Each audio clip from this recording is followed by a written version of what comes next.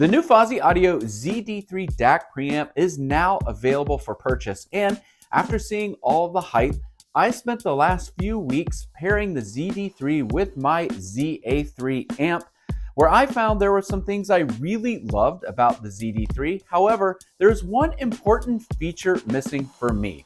My name is Aaron, and in this video, I want to tell you about the ZD3 features I love, the ones I really don't like, and then do a full DAC comparison with the goal to help you figure out if the ZD3 is really right for you. One of the most important features on the ZD3 can be easily overlooked, and that is this tiny little switch on the bottom of the unit that allows us to use it in two different ways. The ZD3 is a DAC with the signal bypassing the internal preamp section, and all volume control is handled by the amp like the ZA3 here. When switched this way, the ZD3 is not only a DAC, but also a preamp where you can control volume and connect various input sources. So let's review this product twice. First, by explaining how the DAC sounds compared to others, and then again, let's focus solely on the preamp functions, where I was both impressed and a little disappointed.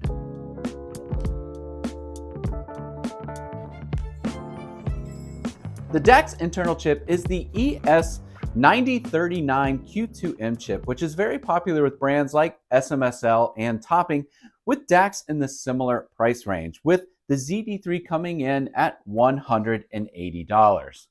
I reviewed the SMSL D6S with this same chip earlier this year. Now, I had to send that product back after review, so I can't do a proper side-by-side comparison with the ZD3, but I still have the SMSL SU1 here, and that uses the AKM4493S chip. So stick around. In just a few minutes, I'm going to do a full comparison between that DAC and the one in the ZD3.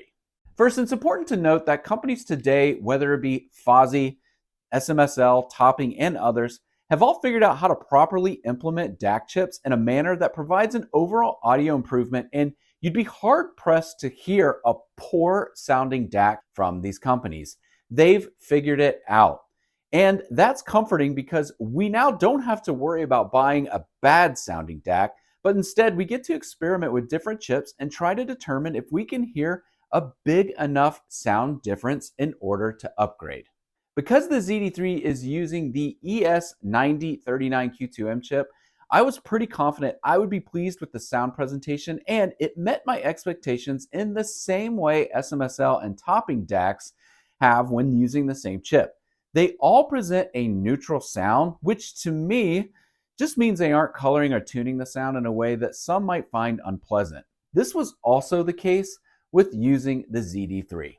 I've always recommended the SMSL SU1 to folks who've never owned a DAC before, as I think it does a good job providing a punchy, in-your-face sound that usually excels over an internal DAC in a CD player or a laptop. It's a very exciting piece of gear that can surprise you and feel a little in your face, but not in a bad way. Compared to the SU1, the ZD3 simply sounds more polished, a little less punchy, but a tad bit more detailed, given it's not quite as forward as the SU1. At this price point, when talking about budget DACs, people often want to know about sound staging and imaging, and after reviewing a lot of DACs this year, I found differences in those attributes are easier to notice when the products are more in the $400 to $500 range and higher. I think if you did a blind test with an average consumer and asked them which DAC, the ZD3 or the SU1, had a bigger soundstage, well, first, I actually don't think that they would understand what you are asking, but even after you explained it to them, I think they would have a hard time hearing a difference at this price point. Again, the important thing to note is that the soundstage and imaging are an improvement over the internal DAC you're already using.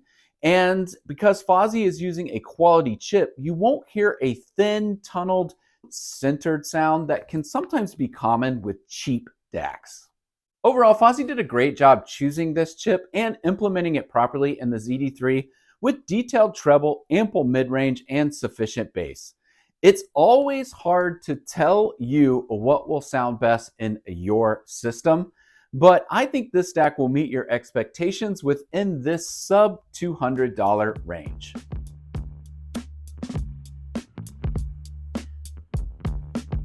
First things first, I think Fosi did a great job designing a DAC preamp to match the ZA3 amplifier, which just happens to be one of my favorite amplifiers that they've released to date. Including balanced connections on both items is a wonderful option to now have. Also, the ZD3 and ZA3 can be connected via a 12-volt trigger to allow for paired powering off and on, which I find very convenient. Fosi sent me this review unit with a specially designed volume knob, but I believe all units ordered will contain one without this logo. Also, you should note this volume knob is a continuous control, meaning there isn't a stop and start position. It just turns and turns until you get the volume set.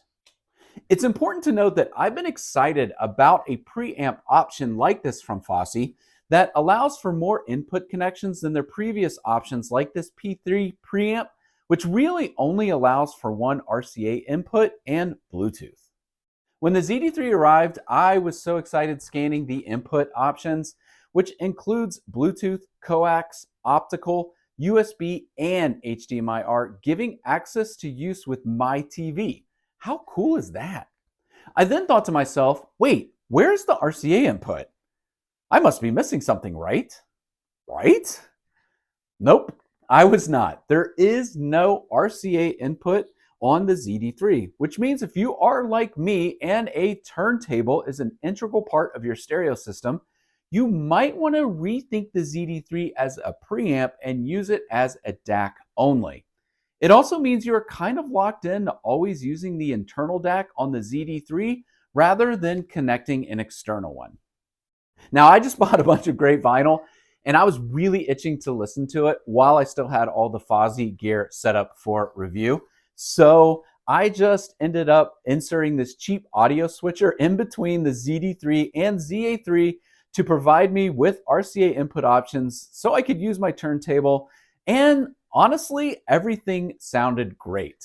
Now, when I connected my Shit-Erd CD transport, I connected it via coax from the transport directly to the coax input on the ZD3. And again, everything sounded great. Now, please do not misunderstand me. I'm not suggesting you do not buy the ZD3 simply because it's lacking an RCA input.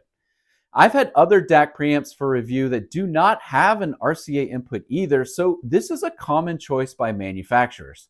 Also, a lot of viewers here have no interest in analog connections, and all digital inputs will be perfect for them, to which I highly suggest buying the ZD3.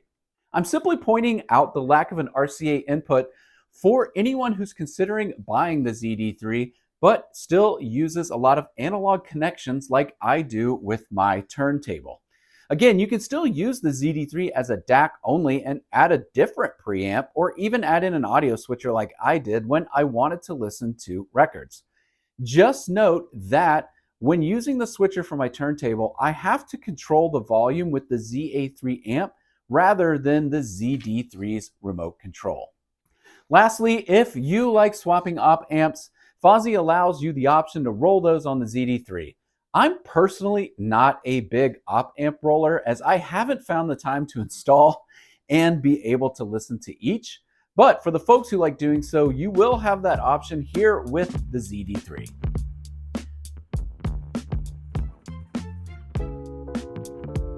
So should you buy the ZD3 DAC preamp? Well, if you are a fan of the ZA3 amp and love how well the ZD3 pairs with it and do not need an RCA input, then the ZD3 will be a great piece of gear for you, especially at this price point with all of the digital inputs offered, including HDMI-R. However, if you are someone like me who still uses an analog connection via a turntable, you might just take time to review the options you have with the ZD3 and note you may have to find a workaround to include those sources when using the ZD3 as a preamp. All in all, kudos to Fosi Audio for designing a great looking DAC preamp to pair with the ZA3. I really do think this unit looks very sharp together and they did a great job bringing both units together in terms of connectivity and performance. I didn't have any issues at all using any of the digital sources with the ZD3. So congrats there. Do I wish I had an RCA input? Of course. I listen to a lot of vinyl, and it would be great to be able to just make an easy connection there. At $180, I think it's easy for people to order a product quickly without realizing there may be something missing like an RCA input. So I just wanted to highlight that as much as possible. But overall, if you're looking for a great DAC preamp with digital connections only, especially that HDMI ARC, which I think is a great add-on at this price, then you're going to be over the moon happy with how this performs with the ZA3. Now, speaking of the ZA3 amplifier, when it was first released, I did a comparison of that amplifier versus a couple other popular ones that sprouted up at the time. If you'd be interested in seeing how the ZA3 compares with some other monoblock amplifiers, you can do so by watching this video here.